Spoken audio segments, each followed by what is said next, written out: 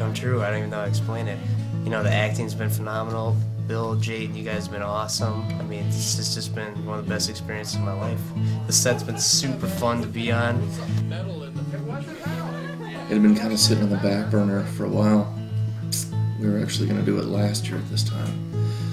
And I don't know, just was kind of inspired by the story of my dad whose friend died in a hunting accident. And the wheels start turning. And I think people that are involved in this business, if it isn't fun, we don't really like to do it. And you know, sometimes sporting events or vacations and anything, there's pain in the ass times, but when it's kind of like childbirth, and when you're going through it, sometimes there are these awful moments, but then not awful moments, but challenges.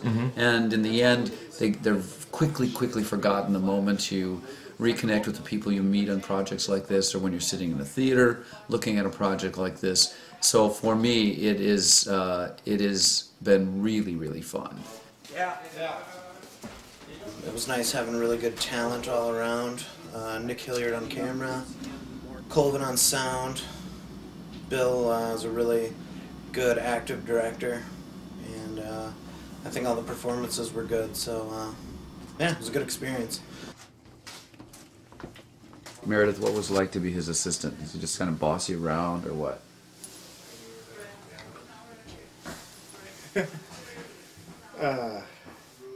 She said I beat her with a chain. I have nothing witty to... They go in, the guys come out. I mean, so I showed my work ethic when we were working by, like I said, being sort of a ball buster and trying to get stuff done. But after that, I just lighten up, try and make people laugh, and just have a good time. Signs and yeah, that was for the project though. That was part of my work ethic. We were trying to cover up the sign, and we figured if we could get some snow on it, but it's vertical, so I peed on it to try and get snow to stick on it. I am actually quite proud and quite fortunate to have met and worked with this motley crew. I think that some people I've worked with before, like you and Meredith, and some people I've just had the fortune to meet this first time, and again, just very fortunate to have met them, worked with them, and be part of this wonderful project. Riley Westingham. He is, like the rest of the guys, born and bred and raised in Renaissance, but after college, he and his wife moved out west so that he could go to law school. And they remained in California, in Southern California, but he has made the yearly trek back to be with the guys. And Riley, kind of along with Lane, one of the sort of the leaders of the group, kind of the voice of reality. I sort of have seen Riley as always being responsible and kind of upstanding and hardworking, and sort of one in a leadership role. Jake he's the blunt of the joke. That's just the way it is. If there's a joke, it's usually everybody turns to Jake when it's done, because did that make fun of Jake? He gets the short end of the stick. You know, you don't get to sleep in the bed at the cabin, stuff like that. You know, he's the type of guy that, you know, last beer it isn't Jake's. Everything. He's just the blunt of a joke. If you ever been a blunt of a joke in high school to where people are making fun of you, or elementary school on up, you feel that.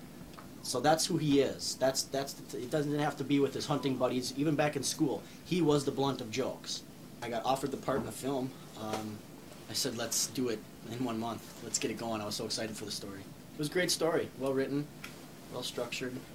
I don't need luck. I think this year I gotta get Dom. Well, you know, Dom would be that guy, I guess. You know, he's kind of the jock, you know, the blockhead, but he's, you know, pulling tail all the time. You know, he's got the quick one-liners. First guy to buy you a drink. Last one to, you know, be up with you drinking too. You know, he's a fun character. You know, it's kind of been an easy stride for me. Not to say that that's necessarily who I am, but it's been fun for me to be able to play him. You know, you've got everyone carrying their weight, I think, in the story, and it allows for the flow and the creativity to really kind of just take place. It's been, you know, it's been fun working with each one of them. everyone brings their own story to the table, and it's really worked out nice so far. I think you catch her, she's busy, and da-da-da. Okay. She keeps it together very well, which was really different because in a lot of the parts I've played, it's like let it go, freak out. And she never really does. She's always kind of on the verge, but never really lets it go, which was harder than letting it go, I discovered in this film. Because just freaking out, you know, you imagine something horrible and it just kind of happens. And there were some, you know, some images in the movie, especially with the kids and stuff, where I just had to save it for the car ride home. This is his hat. It's some sort of animal of some sort. I've heard muskrat or beaver, a baby seal. I don't know exactly what it is, but very warm, seeing as how that we were filming in like Arctic temperatures in the dead of Minnesota winter. Came in handy, and you know, the chicks like it, so.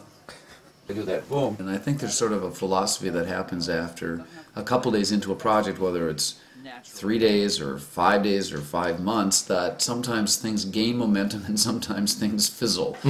And even though we're sort of in the last waning hours of this production sort of thing, I think that there's a certain enthusiasm surrounding this project, and people can hardly wait to see it because we've seen glimpses of really great pictures, and we have sat through some pretty emotional sets and some pretty emotional times, and some gruesome things that brought tears to my eyes. And for me as a director, if I can really try to assemble something and get everybody on the same page, and then they just make me feel, it's not what you do, it's how you try to make people feel. So I feel pretty good about everything.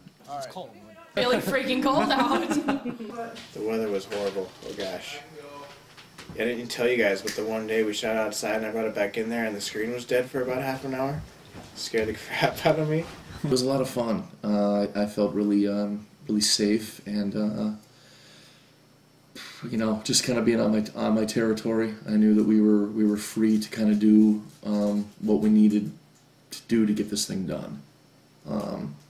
Lots of support from, you know, neighbors, Gibby, and friends and family and stuff like that. You know, Mom coming, cooking, and all that good stuff. So it's a blast.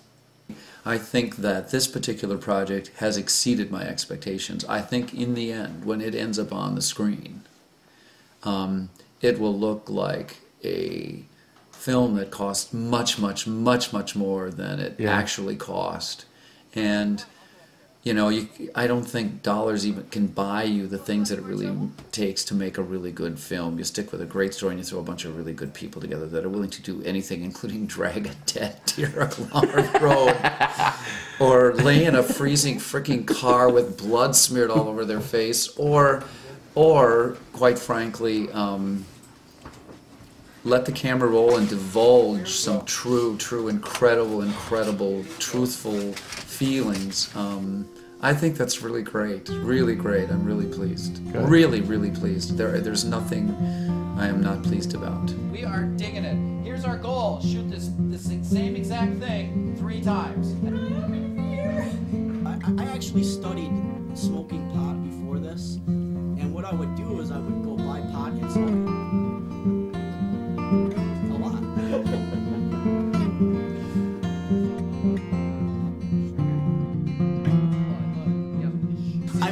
I like this look. It'll make my teeth look white too, right? Yes.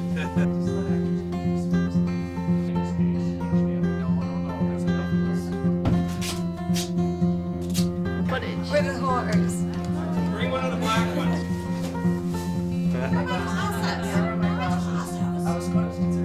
And cut. Good. I thought that was terrific. Well. Oh, she speaks. Other than that, we got it. Boom. Here is my thought. I have seen enough. I quit. Fuck hunting, buddy. Closer. Split the difference, I'll be right asshole. here. I'll be right here. It's a wrap.